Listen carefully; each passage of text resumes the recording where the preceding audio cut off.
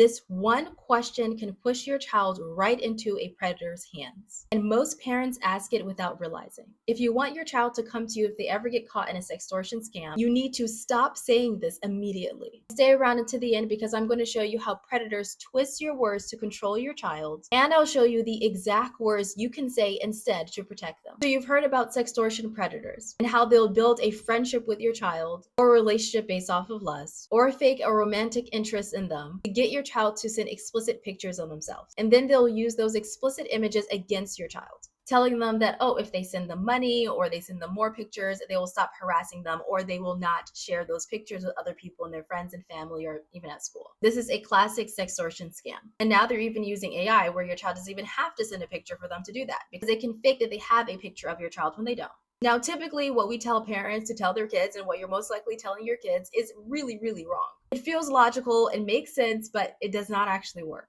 And the question is, what if your friends and family see this picture? It's a logical question, and I totally understand asking your child that. It feels like you're telling your child the natural consequences of what may happen if they share a picture with somebody else. But the terrifying truth is that predators are already asking them this question, because this mindset is the exact mindset that predators are counting on. They use fear and shame and guilt to trap your kids. They say, if you don't send me more pictures, I am going to share this with your friend and family. What will they think when they see this picture? They'll try to convince your child to send them more money, because what will people think when they see this picture? Or they try to use this shame to convince your child to send more pictures, otherwise this picture will be seen by everyone that you know. And in the most extreme cases, they try to convince your child that their life is not worth living, that they'd rather not be here on earth than for someone to see that picture of them. The shame runs deep. Because children are losing their lives over this, it is our responsibility to change how we talk about it. Because we mean well, but predators don't. So we need to stay one step ahead of these predators and know exactly how to talk to our kids about this. Because in this terrifying moment, children do not feel safe to come to us. They feel ashamed because now they're living out what you said could happen. Shame is a predator's most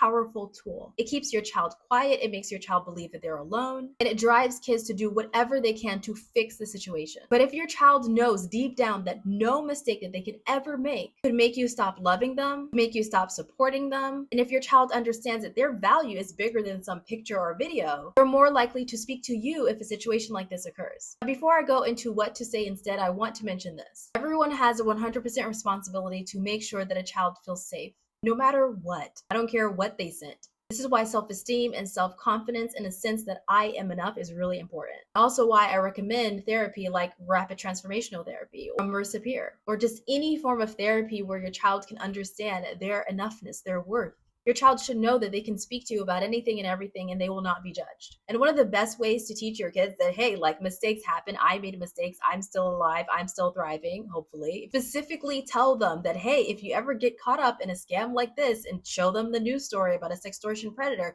let them know that you love them and you care about them. And this picture or some whatever video online is not going to stop you from supporting them and being there for them. Put the blame and the shame and the guilt on the predator for leaking something like that was supposed to be private or not happen at all, because what the hell are you doing talking to a child? Because sextortion scams can happen from someone they know at school, or a boyfriend or a girlfriend that you actually know, like you know the family, they came over for dinner. And it can happen from some stranger online or some groomer or predator who's way older than them and knows exactly what they're doing. Either way, you're going to be there for them, and they should know that without a shadow of a doubt. The reason why we ask the question, what if your friends and family see, is to give your child an understanding of the natural consequences that may happen if they share a picture. But we can do that in a way that is less shamey and less blamey. You can, if you want, mention the reaction of other people, but you're not making that the center point. You can say something like, it doesn't mean their reactions are true or right, but it could be challenging to navigate through other people finding out or seeing your photo. And I don't want you to have to experience that. But I want you to know that if you ever made a mistake or if you ever sent a photo, I'm here for you. And understand that you never, ever have to feel guilted into trying to hide this from me, as I won't be mad at you and we're all human. I'm here to support you every step of the way.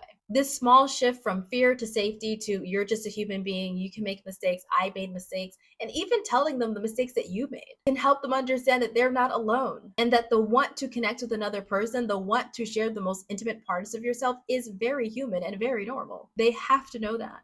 And this is another reason why you want to have the talk about human anatomy and desire and intimacy with your child. And for this, I recommend Kathleen Hema. She has a YouTube channel that you can talk to your kids about this topic no matter how old they are. So check the link in my description for that. You have not failed as a parent if your child gets caught up in something like sextortion or sends a picture to somebody else. Just like you have to make a safe space for your child, you need to make a safe space for yourself. The only people that are at fault for things like this are the predators and groomers and the people who are targeting your kids. If you miss something, if something slips through the cracks, even if your child doesn't feel safe talking to you yet, that is not your fault. All have the responsibility to give kids a safe space in the house and outside of the house, but there is no blame, there is no guilt here. The fact that you're watching this video means that you care about your child and you're already doing things to keep them safe. I'm quite sure that one of your main focuses is making sure your child has a happy, healthy, joyful life. That is integral to protecting your kids online. Please know that. Remember, if your child knows that you're going to be cool, calm, and collected and show them so much love no matter what they do, they're way more likely to speak to you when something happens. You can even say things like, if someone threatens to share pictures of you, I'm going to be there for you no matter what. You never have to face something like that alone.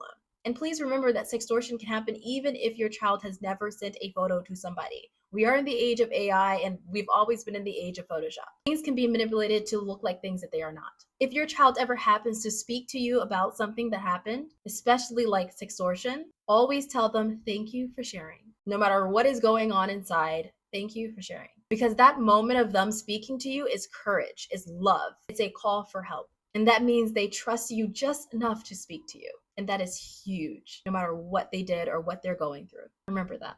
Another thing that I want you to keep in mind is that if you see news stories like this and your children are around, please be mindful of the reaction that you have.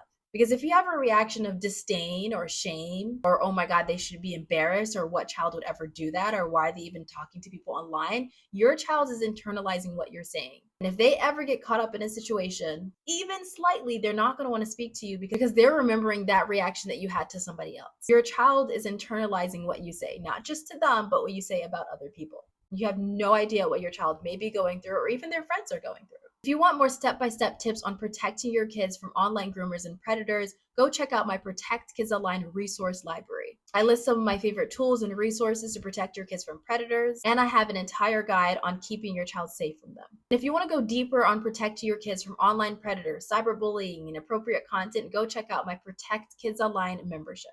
I created it based off of my own experiences being groomed online because I do not want your child to go through what I went through. If you found this video helpful, like it and make sure you're sharing it with another parent, and subscribe for more information on protecting your kids online.